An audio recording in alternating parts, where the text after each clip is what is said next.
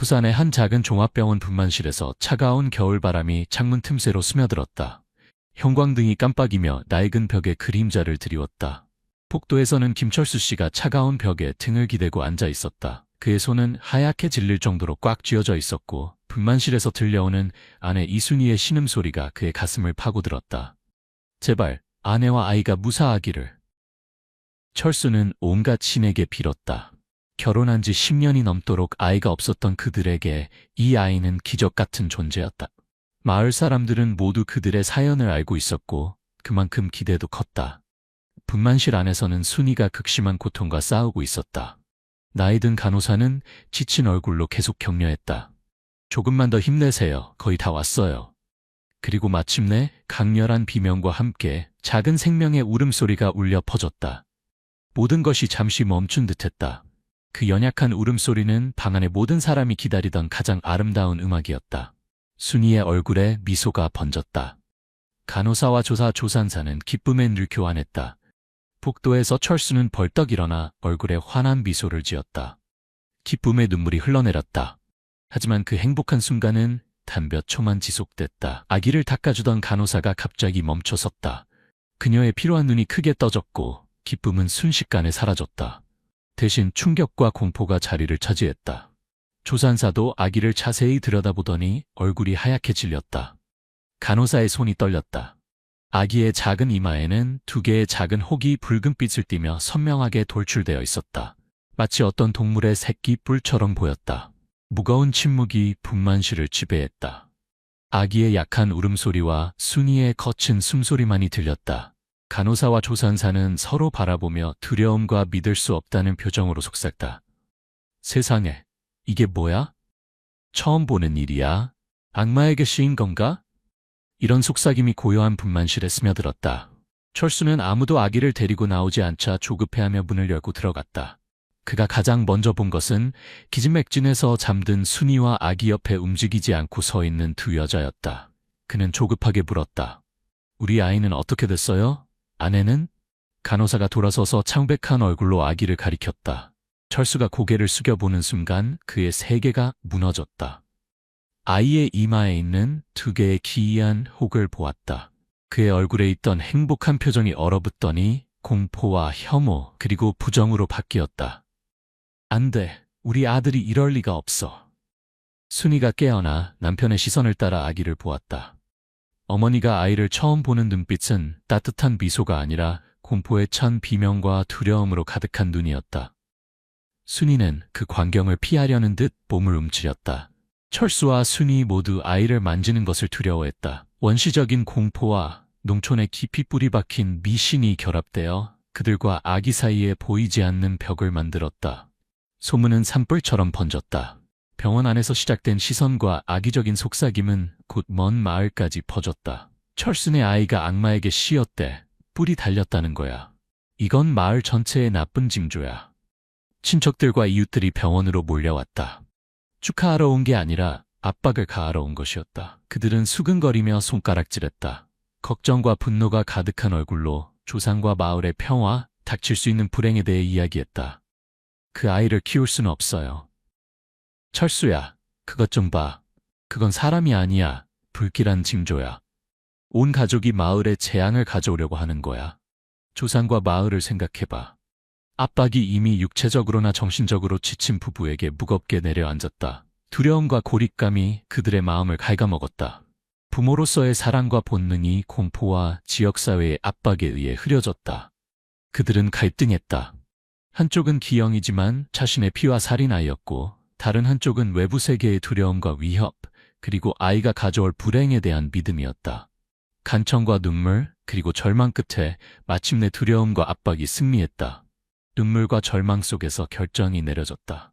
재앙을 피하고 자신들을 구하기 위해, 그리고 그들의 어리석은 생각으로는 마을 전체를 구하기 위해 아이를 버리기로 했다. 그날 밤, 부산의 밤은 뼈를 애는 듯 추웠다. 철수는 몰래 병실을 빠져나갔고 순이는 여전히 약했지만 조용히 일어났다. 그들은 서로 바라보았다. 공허한 눈빛이었다. 아기는 여전히 유람에 누워 있었고 울음을 그치고 잠들어 있었다. 이마의 2 혹이 흐릿한 조명 아래 여전히 보였다. 철수는 떨리는 손으로 아이를 안아 올렸고 낡은 담요로 급하게 감쌌다. 그는 아이의 얼굴을 똑바로 보지 못하고 고개를 숙인 채 넋을 잃은 사람처럼 걸었다. 순이는 남편에게 매달리며 따라 나섰다. 그들은 어둠 속에서 병원을 떠나 멀리 조용한 시골길을 가로질러 갔다. 마지막 버스는 이미 오래전에 떠났다. 그들은 긴 거리를 가야 한다고 거짓말을 하며 오토바이 택시를 탔다. 오토바이는 밤새 달렸다. 서울에 도착했을 때 아직 새벽이었다. 거리는 비어 있었고 몇 대의 차만이 지나갔다. 철수는 서울대학교 병원에서 조금 떨어진 곳에서 차를 세웠다. 그들은 내려서 돈을 주고 병원 근처로 걸어갔다.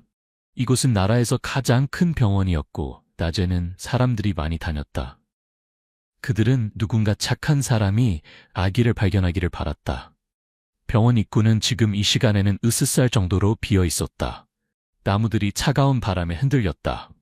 철수는 주변을 둘러보고 아무도 없는 것을 확인한 후 떨리는 손으로 잠든 아기를 입구 계단 바로 옆에 놓았다.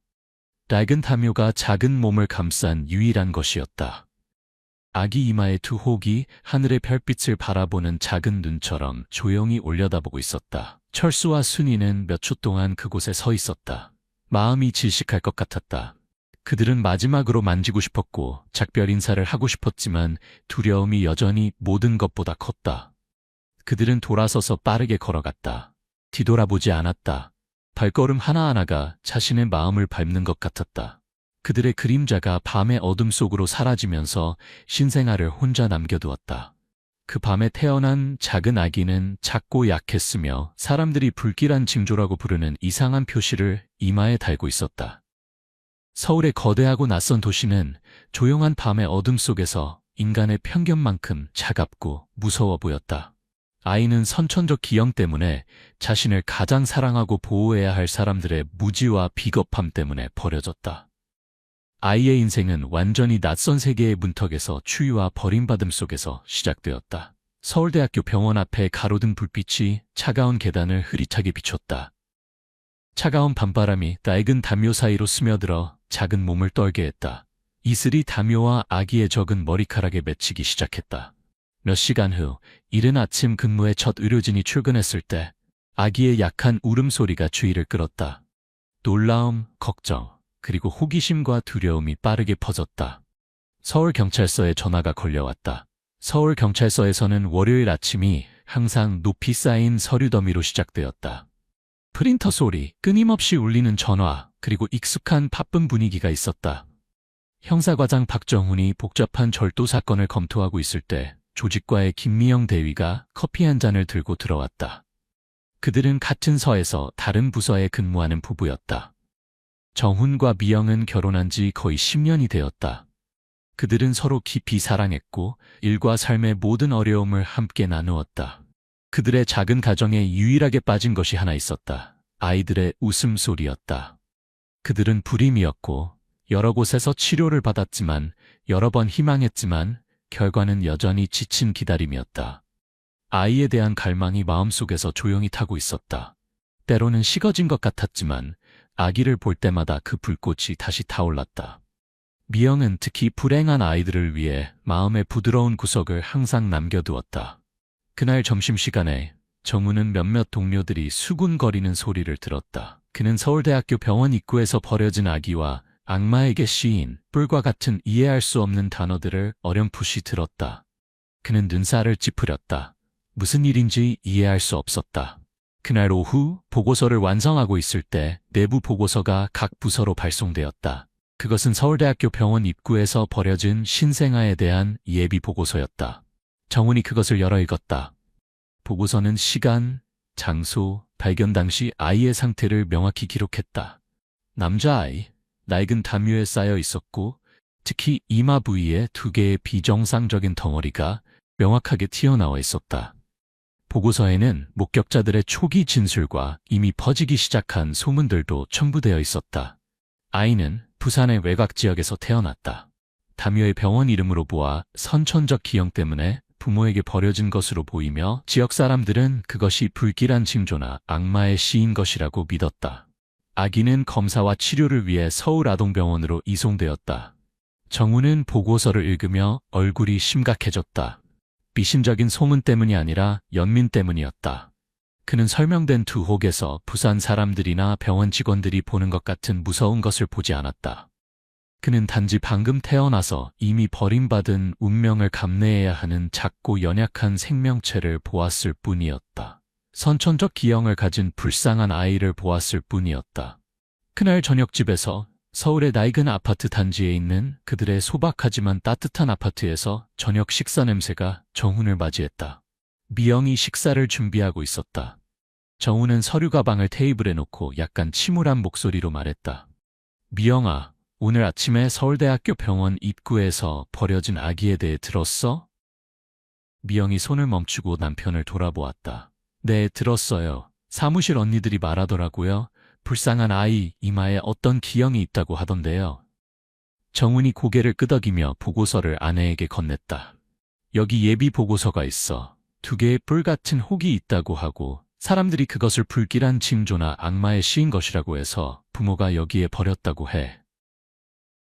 미영이 보고서를 주의 깊게 읽었다. 기형과 버려진 이유에 대한 부분을 읽을 때 그녀는 두려움이나 혐오를 보이지 않았다.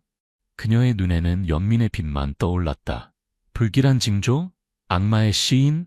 정말 후진 생각이네요. 그건 분명히 선천적 기형일 뿐이에요. 그 아기가 무슨 죄가 있다고요? 그녀는 보고서를 내려놓고 감정이 가득한 눈으로 남편을 보았다. 정훈 씨, 어떻게 생각해요? 정훈은 아내가 무엇을 말하려는지 알았다. 그녀의 눈에서 갈망하는 사랑의 빛을 보며 그는 둘 다 같은 것을 생각하고 있다는 것을 알았다. 나도 너와 같은 생각이야. 그 아이를 혼자 둘 수는 없어. 어떻든 그 아이는 작은 인간이야. 대화는 자연스럽게 빠르게 진행되었다. 마치 이것이 이미 정해진 것처럼. 우리가 그 아이에 대해 알아볼 수 있을까요? 입양 절차 말이에요.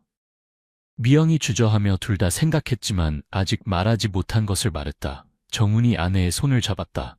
나도 네가 뭘 생각하는지 알고 나도 마찬가지야. 우리가 해보자. 우리는 그 아이에 대한 모든 것, 그 아이의 상황에 대해 알아보고 가능하다면 그 아이를 입양하자. 나는 기형이나 험담을 두려워하지 않아. 나는 그 아이가 너무 불쌍할 뿐이야. 결정은 서울의 평범한 아파트에서 평범한 저녁에 내려졌지만 그것은 세 사람의 인생에서 운명적인 전환점이었다. 다음 날 아침 정훈과 미영은 아기에게 접근하는 여행을 시작했다. 그들은 이것이 행정적, 법적 절차뿐만 아니라 정신적으로도 복잡하고 도전적인 과정이 될 것임을 알고 있었다. 먼저 그들은 아기가 돌보아지고 있는 서울아동병원에 연락했다. 경찰업계의 지인을 통해 그들은 병원의 사회사업부와 서울시의 버려진 아동 담당 기관과 연락하도록 안내받았다. 그들은 담당 공무원을 만나 자신들의 소원을 설명했다. 처음에는 주저함과 약간의 의심을 받았다. 경찰 부부가 버려진 아이, 게다가 이상한 기형을 가진 아이를 적극적으로 입양하려는 것은 드문 일이었다. 담당 공무원이 조심스럽게 그들의 동기, 심리적 준비, 장애와 돌봄 능력에 대해 질문했다. 정말 확신하세요? 이 아이는 꽤 명확한 기형이 있고 수술이 필요할 수도 있고 나중에 생활에 영향을 줄 수도 있어요. 미영이 단호하게 대답했다. 우리는 그걸 이해해요. 우리는 이 기형에 대해 예비조사를 했어요. 어떻든 그 아이는 여전히 아이이고 우리는 모든 어려움에 직면할 준비가 되어 있어요. 정훈이 이어서 말했다. 우리는 그 아이를 짐이나 소문대로 불길한 징조로 보지 않아요. 우리는 그 아이를 사랑이 필요한 작은 생명체로 봐요. 우리는 이 기형이 서울이나 다른 큰 병원의 현대의학으로 극복될 수 있다고 믿어요.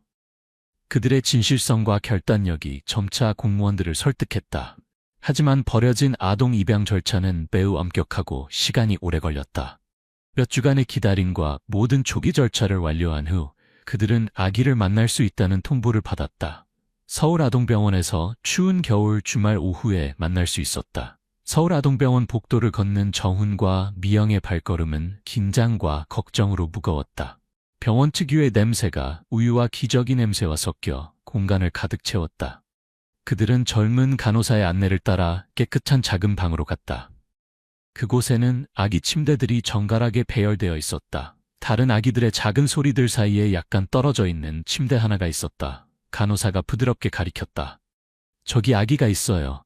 의사들이 말하기를 건강 상태는 안정적이고 영양관리와 이마 부위 기형만 관찰하면 된다고 해요. 정훈과 미영이 가까이 다가갔다. 그들의 심장이 숨이 막힐 정도로 빠르게 뛰었다. 여기 있었다. 그들이 몇 주 동안 알아보고 첫 번째 장벽을 넘기 위해 노력한 작은 생명체가. 아기는 평화롭게 잠들어 있었다. 작은 얼굴, 조그마한 입술, 그리고 이마에는 2개의 작은 덩어리가 피부색보다 약간 밝은 색으로 명확하게 튀어나와 있었다. 그것들은 빨갛지도 부어있지도 않았다. 단순히 비정상적으로 튀어나온 뼈 조각들이었다. 평실의 조명 아래에서 그것들은 여전히 아이를 버리게 만든 표시로 존재했다. 하지만 정훈과 미영이 보았을 때 부산 병원에서 일어났던 것 같은 공포나 혐오는 없었다. 대신 부드럽고 연민과 사랑이 가득한 물결이 그들의 마음을 가득 채웠다. 그들은 불길한 징조나 악마의 시인 것을 보지 않았다. 그들은 단지 보호받고 무조건적으로 사랑받아야 할 불쌍한 아기를 보았을 뿐이었다. 미영은 자신을 억제할 수 없었다. 그녀는 떨리는 손을 내밀어 아기의 작은 손을 부드럽게 만졌다. 부드럽고 따뜻한 살점, 처음으로 작고 연약한 생명체를 만지는 감각, 큰 책임감을 가지는 것이 미영의 가슴을 열어주었다. 그것은 마법 같은 순간이었다. 오랫동안 잠들어 있던 모성 본능을 깨워주었다. 눈물이 흘러내렸다. 미영이 부드럽게 아기를 안아올렸다. 아기가 깨어나 큰 검은 눈으로 미영의 얼굴을 똑바로 바라보았다. 울음이 없었다. 단지 순진하고 탐구하는 듯한 눈빛이었다. 미영이 눈물을 흘리며 미소를 지었고 자신의 뺨을 아기의 뺨에 갖다 댔다. 따뜻함이 퍼져나가며 서울에서 아이를 버린 그날 밤부터 아이를 따라다녔던 차가움을 쫓아냈다. 우리 아들아. 미영이 목이 메어 속삭였다. 정훈이 옆에 서서 둘을 바라보았다. 그의 눈도 붉어졌다. 그는 손을 내밀어 아기의 등을 부드럽게 만지고 아내의 어깨에 손을 올렸다. 고생 많았구나. 이제 아빠가 여기 있어. 우리가 함께 너를 돌볼 거야. 단순한 말이었지만 모든 사랑과 아버지로서의 결심이 담겨 있었다. 그들은 그 방에 앉아 아기를 안고 바라보았다. 그들은 아이의 이름을 한민수라고 지었다. 한은 위대함을, 민은 민첩함을, 스텝스는 뛰어남을 의미했다. 그 이름은 그들의 소원이었고 아이의 밝은 미래에 대한 희망이었다. 첫 만남 후 정훈과 미영은 입양 절차를 완료하기로 더욱 결심했다. 그것은 길고 어려운 과정이었다. 그들은 서울아동병원, 서울시 보건복지부, 서울시 법무부를 오가야 했다. 서류 더미, 면접, 가정 방문이 있었다. 때로는 행정 절차의 지연과 한민수에 대한 호기심 어린 시선, 그들이 입양하려는 뿔 달린 아이에 대한 속삭임을 마주해야 했다. 정말 확실하세요? 이 아이는 특별한 케이스예요. 한 공무원이 여전히 주저하며 다시 물었다. 정훈이 정중하지만 단호하게 답했다. 우리는 완전히 확신합니다. 우리는 그 아이를 사랑하고 가정을 주고 싶어요. 필요한 모든 법적 절차를 완전히 수행할 것입니다. 미영이 부드럽지만 확고한 어머니의 태도로 마지막 의심을 없앴다. 그녀는 사랑에 대해, 모든 아이가 가정에서 살 권리에 대해 이야기했다. 마침내 몇 달의 기다림 후 임시 서류가 서명되었다. 한민수가 공식적으로 최종 법적 절차 완료를 기다리는 동안 정훈과 미영의 돌봄을 받게 되었다. 한민수가 집에 오는 날은 서울의 작은 아파트에서 기억할 만한 날이었다. 한때 깔끔하고 다소 조용했던 집이 갑자기 활기로 가득 찼다. 거실 한 구석에 새 아기 침대가 놓였다. 아기 옷, 기저귀, 우유, 다양한 색깔의 천장난감이 곳곳에 나타났다. 웃음소리가 더 자주 들렸고 분위기가 밝아진 것 같았다. 첫 며칠 동안 부모가 되는 것은 정말 어색했다. 숙련된 형사인 정훈도 때로는 아이를 제대로 안는 방법을 몰라 당황했다. 미영은 더 능숙했지만 한밤중에 아이가 울 때 당황하는 순간들이 있었다.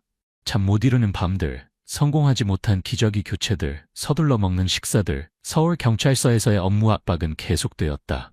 하지만 집에 돌아오면 새롭고 더 신성한 임무가 있었다. 하지만 이 모든 어색함은 그들이 한민수에 대해 가진 무한한 사랑 앞에서 사라졌다. 아이의 모든 이빨 없는 미소, 아이가 그들의 손가락을 꽉 쥐는 순간, 아이의 모든 평화로운 잠은 말로 표현할 수 없는 행복이었다. 그들은 책과 잡지에서, 경험 있는 사람들의 조언에서 아이를 돌보는 법을 배웠다. 점차 그들은 더 능숙해지고 자신감을 갖게 되었다. 서울의 작은 집은 정말로 한민수의 따뜻한 보금자리가 되었다. 아이의 이마에 있는 드혹에 대한 걱정은 여전히 존재했지만 미신적인 두려움은 아니었다. 그것은 아이의 건강과 미래에 대한 부모의 걱정이었다. 그들은 이 기형의 본질을 알고 싶었고 그것이 아이의 발달에 영향을 주는지 그리고 가장 중요한 것은 수술로 제거할 수 있는지 알고 싶었다. 그들은 바로 서울에서 의학적 정보를 찾기 시작했다. 먼저 서울 아동병원의 의사들에게 물었다. 과학적 전문 지식을 가진 여기의 의사들은 미신적인 소문들을 완전히 배제했다. 그들은 그것이 두개골 발달과 관련된 선천적 기형의 한 형태일 수 있다고 설명했다. 하지만 정확한 진단과 수술 가능성을 결정하기 위해서는 한민수가 신경외과나 소아성형외과에 더 깊은 전문 지식을 가진 의사들에게 검사를 받아야 했다. 중앙병원만 가지고 있는 더 현대적인 진단 영상 장비가 필요할 수도 있었다. 이런 조언들이 정훈과 미영의 마음에 큰 희망의 빛을 켰다. 이 기형은 극복될 수 있었다. 그것은 해결할 수 없는 불길한 징조가 아니라 과학으로 해결할 수 있는 의학적 문제였다. 그 빛이 걱정과 두려움의 먹구름을 쫓아냈다. 그들은 어떤 대가를 치르더라도 한민수를 최고의 전문가들에게 데려가 해결책을 찾기로 결심했다. 서울에서 시작된 과학적 진실 탐구의 여행. 이 복잡한 의학적 문제를 푸는 것이 공식적으로 시작되었다. 한민수의 기형 수술 가능성에 대한 희망의 빛이 켜졌지만 그 희망을 현실로 만드는 길은 매우 험난했다. 서울의 작은 아파트에서 정훈과 미영은 최고의 의료 전문가들을 찾는 여행을 시작했다. 그들은 서울의 큰 병원들뿐만 아니라 인근 지역, 심지어 부산이나 대구 같은 다른 대도시까지 범위를 넓혔다. 그곳에는 나라 최고의 의사들과 가장 현대적인 장비가 집중되어 있었다. 여러 번의 방문 끝에 한 동료의 소개로 그들은 김 교수에 대해 알게 되었다. 김 교수는 서울대학교 병원의 소아신경외과 분야의 최고 전문가 중 한 명이었다. 그는 전문성뿐만 아니라 의료 윤리와 따뜻한 마음으로도 유명했다. 서울대학교 병원은 그들이 지금까지 가본 다른 병원들보다 훨씬 크고 현대적이었다. 김 교수의 진료실은 화려하지는 않았지만 깔끔하고 정돈되어 있었다. 김 교수는 회색 머리를 가진 중년 남성으로 밝고 친절한 눈을 가지고 있었다. 그는 서둘러 기록을 보거나 한민수를 보지 않았다. 그는 정훈과 미영이 한민수에 대해, 아이가 발견된 상황에 대해, 고향에서의 소문들에 대해 이야기하는 것을 완전히 들었다. 그는 주의 깊게 중단하지 않고 존중하는 태도로 들었다. 불길한 징조나 악마의 씌인 것에 대한 소문을 들었을 때 김 교수는 단지 가벼운 미소를 지었다. 의학에는 불길한 징조나 악마의 씌인 것 같은 것은 없습니다. 과학적 지식과 정의만 있을 뿐입니다. 당신들이 말한 이 아이의 기형을 우리는 선천적 두개골 형태의 변이라고 부릅니다. 당신들의 설명을 들어보니 상상이 되지만 정확한 진단이 필요합니다. 그는 한민수를 부드럽게 검사했다. 아기의 이마 부위를 만져보았다. 한민수는 여전히 어려서 낯선 사람을 어색해했고 아기가 조금 불편해하며 울었다. 미영이 아이를 달래는 동안 김 교수는 아기가 진정될 때까지 기다렸다가 조심스럽게 일을 계속했다. 임상 검사 후 김 교수는 한민수가 깊은 진단 영상 검사를 받도록 지시했다. CT와 뇌 MRI 촬영을 했다. 이것들은 그 당시 서울에 없던 현대적인 기술들이었다. 결과를 기다리고 김 교수가 필름을 읽는 과정은 정훈과 미영에게 극도로 긴장되는 시간이었다. 그들은 병원 구내를 걸어다니며 마음이 복잡했다. 마침내 그들은 결과를 듣기 위해 의사 사무실로 불려갔다. 컴퓨터 화면에는 한민수의 두개골의 상세한 단면 이미지들이 있었다. 김 교수가 그 이미지들을 가리키며 논리적이고 이해하기 쉽게 설명했다. 여기 보세요. 그가 화면의 두 작은 덩어리를 가리키며 말했다. 이 두 덩어리는 사람들이 잘못 생각하는 것처럼 뿔이 아닙니다. 이것은 이마 부위 두개골의 비정상적인 발달입니다. 이것은 선천적 두개골 기형의 한 형태입니다. 본질적으로 이것은 양성이고 악성 종양이 아니며 아이의 뇌에 영향을 주지도 않습니다. 정훈과 미영이 안도의 한숨을 쉬었다. 김 교수의 설명은 수학 정리처럼 그들과 아이를 오랫동안 괴롭혔던 모든 미신적이고 기이한 가설들을 완전히 반박했다. 이 기형은 실제였지만 사람들이 소문내는 것만큼 무섭지 않았다. 그것은 과학적 원인이 있었고 더 중요한 것은 치료될 수 있다는 것이었다. 김 교수가 계속 설명했다. 이 뼈덩어리는 저절로 사라지지 않습니다. 아이의 나이에 따라 더 클 수도 있어서 미용에 영향을 주고 나중에 아이에게 열등감을 줄 수도 있습니다. 치료 방법은 이 여분의 뼈덩어리를 제거하는 수술입니다. 이것은 두개골과 얼굴 부위 미용과 관련된 상당히 복잡한 수술입니다. 하지만 우리 팀의 전문성과 서울대학교 병원의 현재 장비로는 성공률이 매우 높고 위험이 적습니다. 정훈과 미영은 생각할 필요가 없었다. 김 교수님, 우리는 아이의 수술을 결정합니다. 정훈이 단호하게 말했다. 미영이 눈물이 여전히 고인 채로 고개를 끄덕였다. 좋습니다. 김 교수가 미소를 지었다. 저는 가능한 한 빨리 아이의 수술 일정을 잡겠습니다. 안심하세요. 아이는 최선의 치료를 받을 것입니다. 결정은 내려졌지만 서울대학교 병원에서 수술을 기다리는 날들은 정훈과 미영의 인생에서 가장 긴 날들이었다. 그들은 서울에서의 일을 잠시 미루고 병원 근처의 작은 원룸을 빌려 한민수를 돌보기 편하게 했다. 수술 전날 밤 둘 다 거의 잠을 이루지 못했다. 수술에 대한 걱정, 아이의 안전에 대한 걱정이 그들의 어깨를 무겁게 눌렀다. 정훈이 아내의 손을 꽉 잡았다. 미영이 한민수를 품에 안고 아이의 작은 이마를 쓰다듬었다. 그들은 사랑의 말들, 아이를 위한 기도를 속삭였다. 의사가 안심시켰지만 그들에게는 이것이 큰 시험이었다. 다음날 아침 한민수가 수술실로 들어갔다. 수술실 문이 닫히는 것은 그들을 안쪽 세계와 분리시키는 것 같았다. 정훈과 미영은 복도에 앉아 매 순간이 세기처럼 천천히 지나갔다. 그들은 시계를 보고 문을 보고 끊임없이 기도했다. 서울대학교 병원의 분위기는 그들에게 희망과 극도의 두려움이 섞인 것이었다. 몇 시간의 긴장된 기다림 후 수술실 문이 열렸다. 김 교수가 나왔다. 여전히 파란색 수술복을 입고 있었고 얼굴에는 피로가 보였지만 눈에는 기쁨이 빛났다. 수술이 완벽하게 성공했습니다. 그가 확신에 찬 목소리로 말했다. 두 뼈 덩어리가 완전히 제거되었습니다. 아기가 회복되었고 지금 회복실에서 관찰 중입니다. 정훈과 미영이 감정에 벅차올랐다. 그들은 눈물을 참을 수 없었고 서로를 꽉 안았다. 천근의 짐이 마침내 내려졌다. 김 교수님, 감사합니다. 정말 감사합니다. 그들이 목이 메어 감사를 표했다. 서울대학교 병원에서 한민수의 수술 후 과정은 순조롭게 진행되었다. 부모들이 밤낮으로 아이 곁에서 모든 것을 조금씩 돌보았다. 이마의 상처는 처음에는 긴 봉합선이었지만 점차 치유되어 희미한 흉터만 남았다. 그 흉터는 정훈과 미영에게 기형이나 불길한 징조의 표시가 아니라 승리의 상징이었다. 과학이 미신을 이기고 사랑이 잔혹한 운명을 극복한 것의 상징이었다. 한민수가 완전히 회복되었을 때 그들은 퇴원 절차를 밟고 아이를 서울로 데려갔다. 이번 집으로 가는 여행은 아이를 몰래 버렸던 그날과는 완전히 달랐다. 더 이상 두려움, 몰래 숨는 것, 절망이 없었다. 대신 안도감, 기쁨, 완전한 행복이 있었다.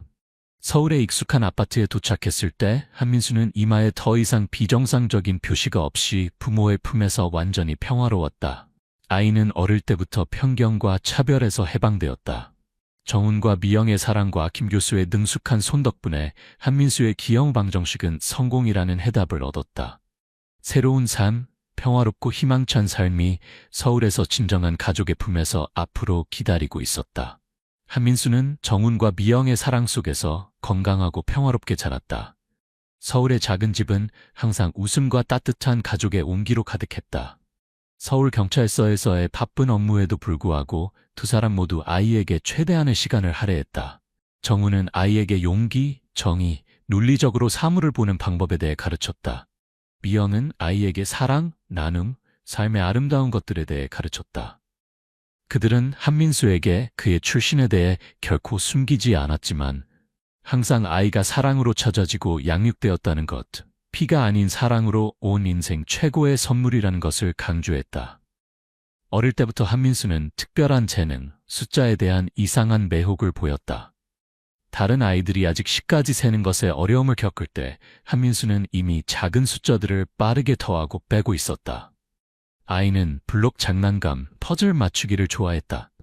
아이의 눈은 숫자 10과 규칙을 볼 때 빛났다. 집에서 한민수는 정훈이 신문을 읽을 때 옆에 앉아 통계 숫자와 차트를 주의 깊게 보곤 했다. 아이는 아빠에게 그것들의 의미와 어떻게 만들어지는지 물었다. 미영은 아이를 위해 어린이용 수학책과 복잡한 조립 장난감을 샀다. 한민수가 학교에 들어갈 나이가 되었을 때 그는 서울의 평범한 공립학교인 봄꽃 초등학교에 입학했다. 그리 크지 않았지만 헌신적인 교사진이 있었다. 첫 수업부터 한민수의 수학적 재능이 두드러졌다. 같은 반 친구들이 아직 구슬로 계산하고 있을 때 한민수는 이미 훨씬 복잡한 문제들을 풀 수 있었다. 한민수의 1학년 담임 선생님은 젊고 예리한 선생님으로 이 작은 학생의 차이점을 빠르게 알아차렸다. 선생님은 한민수에게 고급 연습 문제를 주었고 아이는 항상 뛰어나게 완성했다. 때로는 예상치 못한 해결 방법을 제시하기도 했다. 정훈과 미영은 교사들로부터 한민수에 대한 칭찬을 자주 받았다. 특히 수학에 대해서. 그들은 매우 자랑스러워했지만 항상 아이에게 겸손하고 친구들과 어울리라고 상기시켰다. 한민수 이마에 희미한 흉터가 때때로 호기심 많은 어린 친구들의 주의를 끌기도 했다. 어떤 아이는 물어보고 어떤 아이는 놀리기도 했다. 하지만 한민수는 부모로부터 일찍부터 심리적 준비를 받았고 항상 침착하고 자신 있게 대답했다. 아이는 그것이 어릴 때의 상처이고 아주 용감해서 병을 치료했다고 말했다. 한민수의 자신감과 열린 태도는 초기의 질문이나 호기심을 빠르게 사라지게 했다. 친구들은 점차 아이를 평범한 사람으로 이해하고 받아들였다. 한민수가 중학교에 진학했을 때 숫자의 세계는 갑자기 더 많은 마법 같은 문을 열어주었다. 서울과학중학교는 도시에서 가장 명성 있는 학교 중 하나였고 최고의 학생들이 모이는 곳이었다. 이곳은 한민수의 뛰어난 발전을 위한 새로운 환경이 되었다. 중학교에서 한민수는 이미 같은 반 친구들보다 훨씬 빨리 연습 문제를 완성했다. 때로는 표준 교육 과정을 따르는 교사들도 생각하지 못한 규칙이나 해결 방법을 발견했다. 아이는 의도적으로 과시하지 않았다. 단순히 아이의 뇌가 수학적 정보를 다른 방식으로 더 빠르고 깊게 처리했을 뿐이었다. 큰 전환점은 한민수가 7학년 말에 서울시 중학생 수학 경시대회에 참가했을 때였다. 아이는 1등을 했을 뿐만 아니라 독특한 해결 방법과 중학교 과정을 훨씬 뛰어넘는 깊은 이해로 심사위원단에게 강한 인상을 남겼다. 그해 경시대회 심사위원 중 한 명이 이승호 선생님이었다. 이승호 선생님은 서울과 전국의 수학계의 전설이었다. 그는 전 국제수학올림피아드 팀 멤버였고 해외 유학과 근무 경험이 있었지만 교육사업에 헌신하기 위해 한국으로 돌아왔다. 이승호 선생님은 수학적 재능을 발견하고 키우는 데 예리한 눈을 가진 것으로 유명했다. 한민수의 시험지를 채점할 때 이승호 선생님은 오랫동안 멈춰 있었다. 그는 결과뿐만 아니라 모든 사고 과정, 모든 논증을 분석했다. 논리성, 엄밀함, 그리고 특히 어려운 문제들의 본질을 꿰뚫어보는 능력이 이승호 선생님을 매우 놀라게 했다. 이것은 공식을 암기하거나 모범 답안을 따라하는 것이 아니었다. 이것은 타고난 수학자의 사고였다. 경시대회 후 이승호 선생님은 서울과학중학교 교장과 한민수의 부모에게 직접 연락했다. 서울의 한민수 가족의 소박한 거실에서 이승호 선생님은 진심으로 자신의 소원을 설명했다. 한민수에게서 특별하고 드문 수학적 재능을 발견했습니다. 아이는 뛰어날 뿐만 아니라 진정한 열정을 가지고 있습니다. 학교의 교육과정은 아무리 전문적이어도 아이의 발전 잠재력을 완전히 만족시키기 어렵습니다. 제가 아이를 특별한 제자로 받아들여 정규 수업 외에 더 고급 수학 지식을 가르치고 싶습니다. 정훈과 미영은 항상 아이에게 최고의 조건을 만들어주고 싶었기 때문에 말할 수 없이 기뻤다. 그들은 이승호 선생님의 명성을 오래전부터 들어왔다. 이런 전문가가 자신의 아이에게 주목하는 것은 큰 영광이었다. 그들은 주저하지 않고 동의했다. 이승호 선생님의 지도하에 한민수의 수학 세계가 폭발적으로 확장되기 시작했다. 수업은 서울의 조용한 구석에 있는 이승호 선생님의 책으로 가득한 서재에서 진행되었다.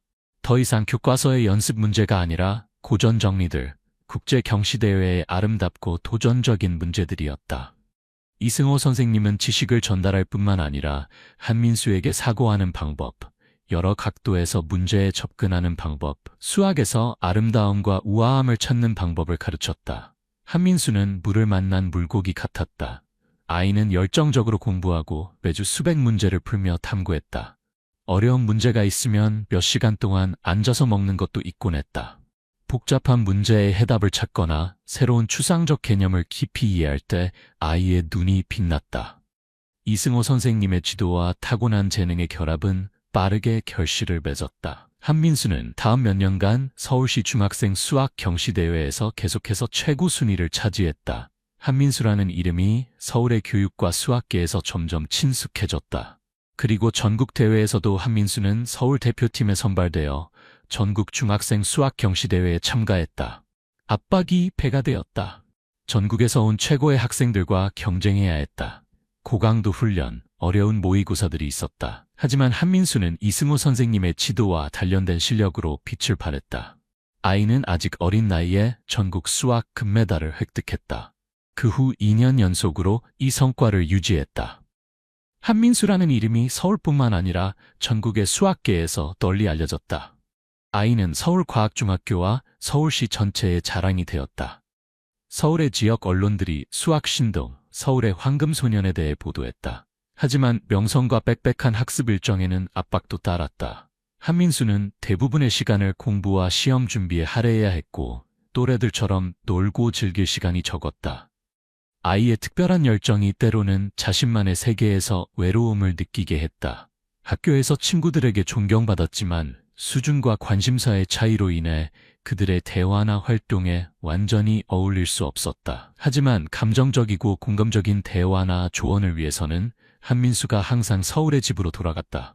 정훈과 미영의 사랑하는 품이 기다리고 있었다. 정훈과 미영은 성적에 대한 압박을 주지 않았다. 최선을 다하면 충분해. 한민수야. 상은 행복한 삶을 하는 것보다 중요하지 않아. 미영이 자주 말했다. 정훈은 조용히 맛있는 음식을 준비하고 아이의 공부 공간을 정리하고 때로는 단지 어깨를 두드리거나 신뢰하는 눈빛만으로도 충분했다. 전국에서의 눈부신 성공 후 한민수라는 이름이 국제 수학계의 주목을 받게 되었다. 아이는 전국 수학훈련 캠프에 초대받았고 그곳에는 국제수학 올림피아드 IMO 준비를 위한 전국 최고의 젊은 재능들이 보였다. 이 캠프들은 주로 서울이나 부산 같은 대도시에서 열렸고 최고 교수들과 전 IMO 메달리스트들이 강의했다. 한민수의 삶이 그 어느 때보다 바빠졌다. 자주 집을 떠나야 했고 아침부터 저녁까지 이어지는 수업들, 뇌를 쥐어짜는 어려운 문제들이 있었다. 하지만 한민수는 피곤함을 느끼지 않았다. 수학에 대한 열정, 추상적 지식의 정점을 정복하려는 갈망이 아이에게 에너지를 주었다. 아이는 같은 지향을 가진 친구들, 유능하고 헌신적인 선생님들을 만났다. 아이는 자신의 진정한 생활 환경에 놓여 있었고 그곳에서 자유롭게 탐구하고 발전할 수 있었다. 최고 교수들과 코치들의 지도하에 한민수는 놀라운 발전을 이뤘다. 아이는 문제를 잘 풀 뿐만 아니라 창의적으로 사고하고 완전히 새로운 각도에서 문제를 보는 방법을 배웠다. 아이는 수론, 대수, 기하학, 조합론 같은 자신이 좋아하는 수학 분야들을 더 깊이 연구하기 시작했다. 혹독한 훈련의 결과는 한민수가 공식적으로 한국 IMO 대표팀에 선발된 것이었다. 이는 고등학생들을 위한 가장 권위 있는 시험을 대표하는 것이었다. 서울의 작은 집에 기쁨과 자부심이 퍼졌다. 정훈과 미영은 기쁨을 숨길 수 없었다. 그들은 이것이 아이의 끊임없는 노력에 대한 합당한 결과라는 것을 알았다. 그의 IMO는 유럽의 먼 나라에서 열렸다. 한민수에게는 생전 처음으로 다른 대륙에 발을 디디는 것이었다. 다른 문화, 넓은 국제 환경, 전 세계에서 온 젊은 재능들과의 치열한 경쟁이었다. 하지만 한민수는 전혀 위축되지 않았다. 아이는 견고한 지식, 이전 성공들로부터 쌓인 자신감, 그리고 무엇보다 서울 가족으로부터의 사랑과 믿음을 가지고 있었다. 이틀간의 긴장된 시험이 지나갔다. 각 IMO 문제는 창의성, 깊은 사고, 논리적이고 엄밀한 표현 능력을 요구하는 진정한 도전이었다. 한민수는 고도로 집중하여 이승호 선생님과 다른 교수들로부터 배운 모든 것을 적용했다. 그리고 결과 발표날 강당의 분위기는 숨이 막힐 정도로 긴장되었다. 수상자 이름들이 발표되었다. 한민수는 한국팀 안에 앉아 심장이 두근거렸다. 한민수의 이름이 금메달과 함께 발표되었을 때 한국팀 전체가 축하의 환호성을 터뜨렸다. 한민수는 자랑스러운 한국 국기를 들고 시상대에 올랐다. 그 순간 모든 압박과 어려움이 사라지는 것 같았다. 그것은 수년간의 노력의 결실이었고 개인적인 자부심뿐만 아니라 조국의 자부심이기도 했다. 한민수의 IMO 금메달 소식이 빠르게 한국으로 전해졌다. 언론과 TV가 한국의 수학 신동, 젊은 영웅에 대해 크게 보도했다. 한민수가 금메달과 밝은 미소를 짓고 있는 사진이 각종 신문에 실렸다. 이 성과는 한민수에게 새로운 문들을 열어주었다. 아이는 세계 최고 대학들로부터 초대와 전액 장학금을 받았다. 특히 권위 있는 수학 연구소들로부터. 그 중에서도 매테메티쿠스 과학원이라는 세계 최고 수학센터 중 하나가 매우 매력적인 조건으로 특별 초대를 보냈다. 이승호 선생님과 양부모와 신중히 상의한 후 한민수는 매테메티쿠스 과학원의 장학금을 받기로 결정했다. 그것은 최고 수준에서 학습과 수학 연구를 계속할 수 있는 멋진 기회였다. 유학 결정은 또한 한민수가 가족과 떨어져 사랑하는 서울과 떨어져 살아야 한다는 것을 의미했다. 이별은 눈물 속에서 이뤄졌다.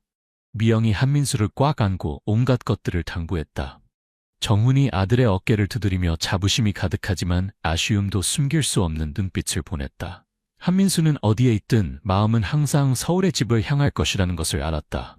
매테메티쿠스 과학원에서의 새로운 삶은 큰 도전이었다. 혹독한 국제 학술 환경은 끊임없는 노력을 요구했다. 한민수는 세계 최고의 교수들과 수학자들, 위대한 두뇌들과 접촉했다. 아이는 전문 세미나에 참여하고 도전적인 연구 프로젝트에 참여했다. 한민수는 수론, 추상대수학, 미분기하학 같은 자신이 오랫동안 사랑했던 수학 분야를 깊이 파고들었다. 아이는 대부분의 시간을 도서관, 연구실에서 보내거나 교수들과 동료들과 토론했다. 하지만 이 모든 성취 속에서도 한민수는 결코 자신의 근원을 잊지 않았다. 서울의 작은 집과 양부모는 항상 아이가 향하는 곳이었다. 아이는 정기적으로 전화를 걸어 안부를 묻고 공부에 대해 어려운 문제들에 대해 이야기했다. 매년 한민수는 서울 집을 방문하는 시간을 내었다. 그 방문들은 아이에게 가장 소중한 순간들이었다. 아이는 온전한 시간을 정훈과 미영과 함께 보내며 시장을 가고 요리하고 대화하고 오래된 사진들을 다시 보았다.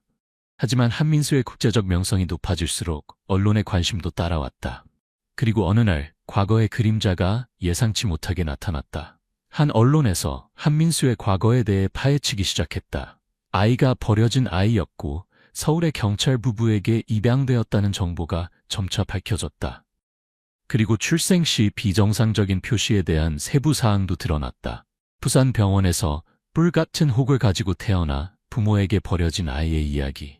멀리 있는 고향에서 불길한 징조로 여겨졌던 이야기가 갑자기 뜨거운 주제가 되었다. 이 정보는 예상치 못하게 잔혹하게 철수와 순이에게 전달되었다. 그 잔혹한 밤에 아이를 버린 후 철수와 순이는 더 이상 고향에 살지 않았다. 마을의 압박, 저주받은 아이가 가져온 재앙에 대한 소문들로 고향에서의 삶이 너무 숨막히고 어려워졌다. 그들은 팔 수 있는 모든 것을 팔고 아무도 모르는 먼 시골 지역인 강원도의 가난한 지역으로 이사했다. 그곳에서 그들은 조용한 삶을 살며 일용직으로 생계를 꾸려갔다. 과거의 결정에 대한 후회와 괴로움 속에서 어느 늦은 오후 강원도에서 철수와 순이가 낡은 TV 앞에 앉아 뉴스를 보고 있었다. 화면에 젊은 남자가 나타났다. 밝은 얼굴로 권위 있는 국제상을 받고 있었다. 아래에는 한국 최초로 액상을 받은 수학자 한민수라는 글자가 있었다. 그들은 놀라 바라보았다. 한민수라는 이름은 낯설게 들렸지만 곧 다큐멘터리가 더 깊이 들어갔다. 아이의 특별한 인생에 대해, 아이가 서울에서 버려진 아이였고 경찰 가족에게 입양되었다는 것에 대해, 그리고 다큐멘터리는 출생 시 선천적 기형, 고향에서의 소문들에 대한 세부 사항까지 언급했다. 기자는 교묘하게 한민수가 상을 받을 때 고개를 숙인 이마에 희미한 흉터 이미지를 삽입했다. 철수와 순이는 마치 벼락을 맞은 것처럼 온몸이 굳어졌다. 창백하고 초췌한 얼굴이 하얗게 질렸다. 불같은 혹을 가진 아이, 서울에서 버려진 경찰에게 입양된 희미한 흉터. 모든 흩어진 조각들이 갑자기 그들의 마음속에서 무서운 그림으로 맞춰졌다. 틀림없었다. 그것은 바로 그들이 버린 아이였다. 경악, 충격, 그리고 복잡한 감정의 물결이 밀려왔다. 완전한 극도의 놀라움이었다. 한때 불길한 징조였던 그 아이가 이제 세계적으로 유명한 수학자가 되어 권위 있는 상을 받다니 어떻게 가능한가? 다음은 깊은 후회였다. 그들은 보물을 버렸다. 두려움과 맹목적인 미신 때문에 자신의 피와 살을 버렸다. 그리고 절망적인 빈곤의 깊은 곳에서 이기적인 희망의 빛이 번쩍였다. 그렇게 성공한 아들이라면 혹시 그들을 도와줄 수 있을까? 이 고생스러운 삶이 나아질 수 있을까? 며칠 후 강원도에서 철수와 순이는 갈등 속에 살았다. 한편으로는 버린 아이에 대한 죄책감이, 다른 한편으로는 혹독한 생활 환경의 압박이 있었다. 그들은 신문과 소문을 통해 한민수에 대한 더 많은 정보를 찾았다. 아이가 해외에 살면서 매우 유명하고 서울의 양부모를 자주 방문한다는 것을 알았다. 마침내 환경의 압박과 아마도 도움에 대한 희망하에 철수와 순이는 어렵고 위험한 결정을 내렸다. 그들은 한민수와 연락을 시도할 것이었다. 그들은 서울로 가서 자신들이 버린 아이를 찾을 것이었다. 강원도에서 서울까지의 여행은 멀고 어려웠다. 여행 내내 두 사람은 말이 많지 않았고 각자 자신의 생각에 잠겨 있었다. 철수는 아이를 다시 만나는 장면을 상상했다. 무엇을 말해야 할지, 어떻게 마주해야 할지 몰랐다. 순이는 단지 아이를 한번 보기만을 바랐다. 자신이 그럴 자격이 없다는 것을 알면서도 서울이 그들 앞에 크고 낯설게 나타났다. 이곳은 한때 절망적인 여행의 종점이었고 이제는 다른 여행의 시작점이 되었다. 인간의 마음, 감정, 용서의 변수들로 가득한. 그들은 한민수가 서울의 경찰 부부의 양아들이라는 것을 알았다. 정확한 주소는 없었지만 문희와 아마도 운명의 도움으로 그들은 마침내 정훈과 미영이 사는 낡은 아파트 단지를 찾았다. XY층을 찾았을 때 그들의 심장이 두근거렸다. 철수가 주저하며 손을 들어 문을 두드렸다. 복도에 약한 노크 소리가 울렸다. 정훈이 문을 열었다. 그 앞에는 초라하고 무서워 보이는 두 낯선 사람이 있었다. 그가 아직 묻기도 전에 순이가 떨리는 목소리로 말했다. 실례합니다. 혹시 정훈 미영 부부이신가요? 서울경찰서에서 근무하시는? 정훈이 눈살을 찌푸렸다. 그는 이 두 사람을 본 적이 없었다. 맞습니다. 두 분은 누구세요? 저희는 강원도에서 온 철수와 순이입니다. 철수가 어려운 목소리로 이어갔다. 그 이름을 듣는 순간 이상한 예감이 정훈의 등골을 타고 흘렸다. 철수, 순이, 부산, 버려진 아기 이야기가. 정훈의 얼굴이 변했다. 미영이 소음을 듣고 안에서 나왔다. 초대받지 않은 두 손님을 놀라 바라보았다. 분위기가 갑자기 얼어붙었다. 놀라움, 탐색, 그리고 경계심이 정훈과 미영의 눈에서 일어났다. 정훈과 미영은 두 사람을 집에 들어오라고 했지만 평소처럼 친절하지는 않았다. 서울에서 한민수 가족의 익숙한 거실에 앉아 철수와 순이는 숨이 막히는 느낌이었다. 그들은 주변을 둘러보며 벽에 걸린 한민수의 사진들을 보았다.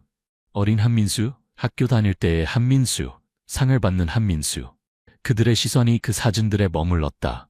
복잡한 감정으로 놀라움, 후회, 그리고 약간의 욕망이. 대화가 천천히 시작되었다. 철수와 순이는 어색하게 자신들이 온 이유를 설명했다. TV를 보고 신문을 읽어서 자신들의 아들을 알아봤다고. 강원도에서의 어려운 삶에 대해 말했다. 정훈과 미영은 들었다. 진지한 표정으로. 그들은 중단하지 않았지만 경찰로서의 예리한 눈빛이 앞에 두 사람의 모든 감정 표현을 놓치지 않았다. 마침내 정훈이 무거운 목소리로 말했다. 두 분이 말씀하시는 것은 두 분이 한민수의 친부모라는 것이군요. 철수와 순이가 고개를 숙이고 약하게 고개를 끄덕였다. 그렇다면 그날 밤 서울대학교 병원 입구에서 아이를 버린 사람이 두 분이라는 것이군요. 미영의 목소리가 떨렸다. 두려움 때문이 아니라 분노 때문이었다. 그녀는 그 추운 밤을 생생히 기억했다. 계단에서 혼자 발견된 아기의 모습을. 철수와 순이는 즉시 대답하지 않았다. 침묵이 분위기를 더욱 무겁게 만들었다. 마침내 철수가 약하게 고개를 끄덕였다. 네, 저희였습니다. 그때 저희는 너무 무서웠어요. 그 기억 때문에, 그리고 마을의 소문들 때문에 사람들이 불길한 징조, 악마에 씌인 것이라고 했어요. 저희는 너무 큰 압박을 받았고 삶도 너무 어려웠어요. 순이가 눈물을 흘리며 이어갔다. 저희가 죄송합니다. 저희가 잘못했다는 것을 알고 용서받을 자격이 없다는 것을 압니다. 단지 이제 아이가 성공한 것을 보니 저희 삶이 너무 고생스러워서. 마지막 말이 작아지고 주저했지만 암시와 숨겨진 욕망이 담겨 있었다. 정훈과 미영이 서로 바라보았다. 그들은 후회가 진실하다는 것을 이해했지만 주요 동기는 아마도 거기서 끝나지 않을 것이라는 것도 알았다. 두 분은 아세요? 미영이 차분하지만 확고한 목소리로 말했다. 저희 한민수는 발견되었을 때 추운 밤에 서울에 홀로 버려진 불쌍한 아이였어요. 아이는 선천적 기형을 가지고 있었지만 그것은 불길한 징조가 아니었어요. 저희는 아이를 입양하기 위해 노력했고 곳곳에서 치료를 받게 했고 아이를 수술받게 했어요. 아이는 저희의 사랑 속에서 자랐어요. 아이는 어릴 때부터 어려움에 직면해야 했어요. 저희는 아이에게 누가 아이를 버렸는지 자세히 말한 적이 없어요. 단지 아이가 고아라고만 했어요. 아이의 마음에 증오를 심고 싶지 않았거든요. 정훈이 덧붙였다. 이 모든 연월 동안 저희가 아이의 가족이었고 이 서울이 아이의 집이었고 저희가 아이에게 가진 감정은 진실했어요. 아이가 성공했기 때문이 아니라요. 저희는 경찰이에요. 저희는 불법적인 행위들을 잘 이해해요. 아이를 버리는 것은 범죄예요. 두 쌍의 부모 사이의 직접적인 대결이 긴장감 속에서 진행되었다. 한쪽은 과거의 무지와 두려움, 비겁함, 그리고 아마도 현재의 계산이, 다른 쪽은 무조건적인 사랑, 희생, 그리고 정의였다. 한민수는 자신의 방에서 일하고 있었다. 정우는 한민수가 진실을 알아야 할 때라고 결정했다. 그는 부드럽게 아들의 방문을 두드렸다. 한민수야, 시간 있니? 부모가 너에게 말하고 싶은 일이 있어. 한민수가 일을 잠시 멈추고 문을 열었다. 부모가 방 앞에 서 있는데 표정이 이상하다는 것을 놀라며 보았다. 아이가 거실로 나왔고 소파에 앉아있는 두 낯선 사람을 보았다. 두 초라한 얼굴이 고개를 숙이고 있었다. 이분들은 누구예요? 한민수가 가볍게 의아해하며 물었다. 정훈이 깊은 숨을 들이쉬었다. 한민수야, 이 두 분은 너를 낳아준 부모님이야. 한민수의 온몸이 얼어붙은 것 같았다. 친부모라는 말은 지금까지 추상적인 개념으로만 아이에게 부드럽게 이야기된 모호한 과거의 일부로만 존재했었다. 이제 그 개념이 갑자기 살과 뼈로 아이 앞에 나타났다. 서울에서 집이라고 부르는 곳에서 엄청난 심리적 충격이 밀려왔다. 한민수는 철수와 순이를 바라보며 말 한마디 할 수 없었다. 양부모의 사랑으로 치유되었던 버려진 상처가 갑자기 터져 나왔다. 고통스럽고 충격적이었다. 한민수는 지금 성숙한 청년이 된 자신을 버린 성공한 아들을 바라보는 철수와 순이를 보았다. 어린 시절의 연약한 아기와는 완전히 다른 그들의 눈빛에는 복잡한 감정이 있었다. 어색함, 두려움, 후회, 그리고 약간의 자부심까지 섞여 있었다. 순이가 더 이상 참을 수 없어 부드럽게 불렀다. 아들아, 한민수야. 한민수는 여전히 조각상처럼 서 있었다. 아이는 자신의 마음속 혼란을 느꼈다. 항상 예리했던 이성이 강한 감정의 흐름 앞에서 마비된 것 같았다. 깊은 상처, 버려진 고통, 그리고 큰 의문이 있었다. 왜 그때 부모들은 자신을 버렸을까? 한민수가 마침내 목소리를 냈다. 건조하고 질문으로 가득한 목소리였다. 그는 그들을 부모라고 부르지 않았다. 왜였나요? 왜 그때 저를 버렸나요? 철수와 순이가 자신들의 관점에서 이야기를 다시 시작했다. 어려운 상황, 부산병원의 숨막히는 분만실, 기형을 봤을 때의 공포, 고향에서 무서운 소문들이 산불처럼 퍼진 것, 가족과 마을의 압박에 대해 이야기했다. 그들은 모든 것을 압도한 두려움에 대해, 어둠 속에서 그들을 잔혹한 결정으로 밀어붙인 것에 대해 이야기했다. 그들은 강원도에서의 고생스러운 삶과 끝없는 후회에 대해 이야기했다. 그 이야기에서 한민수는 진실한 두려움을 인식했지만 약함과 무책임함도 보았다.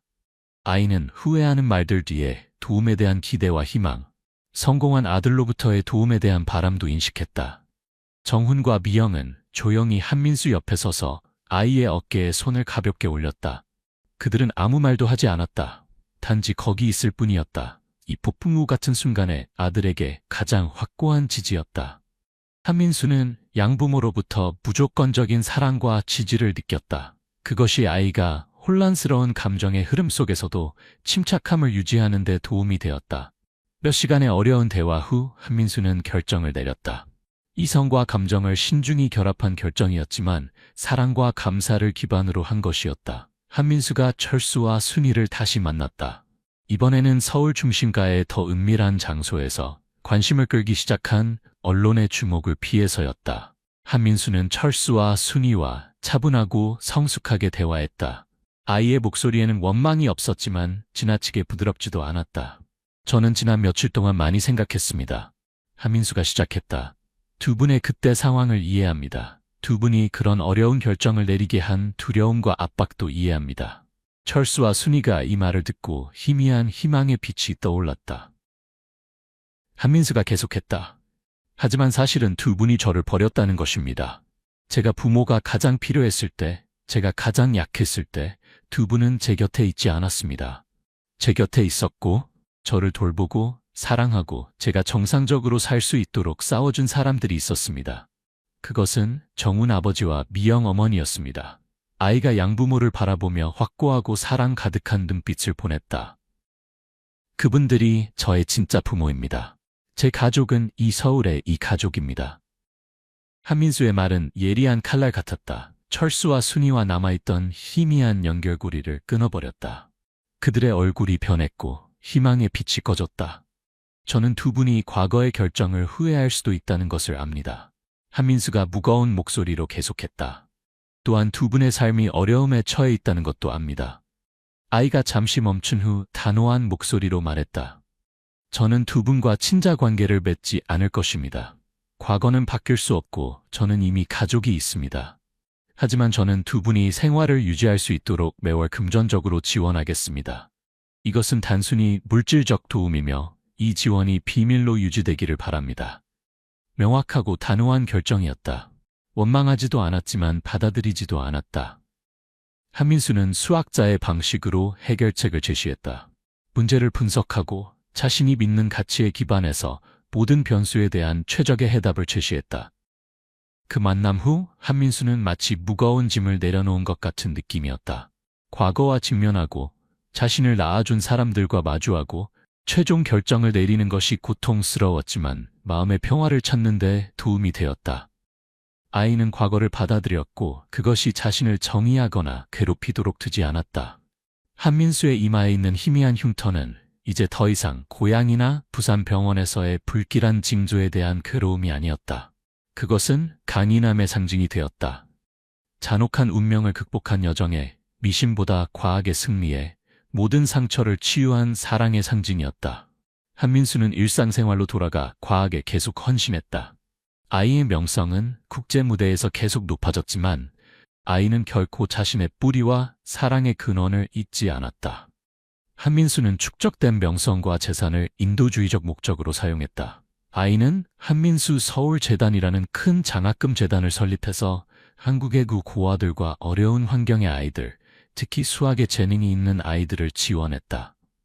아이는 또한 미신과 편견에 맞서는 캠페인에 적극적으로 참여했다. 자신의 이야기를 생생한 증거로 사용해서 과학과 사랑만이 어려움을 극복하는 열쇠라는 것을, 시대에 뒤떨어진 관습이 아니라는 것을 보여주었다. 한민수의 미래는 활짝 열려 있었다. 아이의 경력은 계속 번창했다. 그 길에서 아이는 개인적인 삶에서 행복을 찾을 수 있었고 서울에서 정훈과 미영이 가정을 꾸린 것처럼 사랑, 이해, 나눔을 기반으로 자신만의 따뜻한 가정을 꾸릴 수 있었다. 아이가 세계 어디에서 살고 일하든 서울은 항상 아이가 돌아오는 곳이었다. 집이었고 아이의 인생을 구원한 사랑의 근원이었다. 한민수, 위대한 수학자, 인도주의적 마음을 가진 사람은 자신감과 평화로 앞을 바라보았다. 아이는 우주의 가장 어려운 문제들을 풀었고 더 중요하게는 자신의 인생에서 가장 복잡한 방정식을 풀었다. 사랑으로 가족을 재정의하고 성숙함으로 과거를 받아들이고 현재와 미래를 위해 충실히 살았다. 아이는 서울에서 키워진 지혜의 숫자들과 인자한 마음으로 자신의 인생 이야기를 계속 써나갔다. 이 비디오는 완전히 상상력과 창의성에 기반한 작품으로 실제 어떤 사실도 반영하지 않습니다. 묘사된 모든 인물, 사건, 상황들은 허구의 산물입니다. 우리는 한국의 모든 법 집행기관들을 깊이 존중하며 어떤 내용도 그들의 명예나 신용을 왜곡하거나 손상시킬 의도가 없음을 확언합니다. 시청자 여러분께서는 이 내용을 오락과 허구의 정신으로 받아들이시기 바랍니다. 이 이야기에 대한 여러분의 감상을 댓글로 남겨주시고 더 흥미로운 내용을 놓치지 않으려면 우리 채널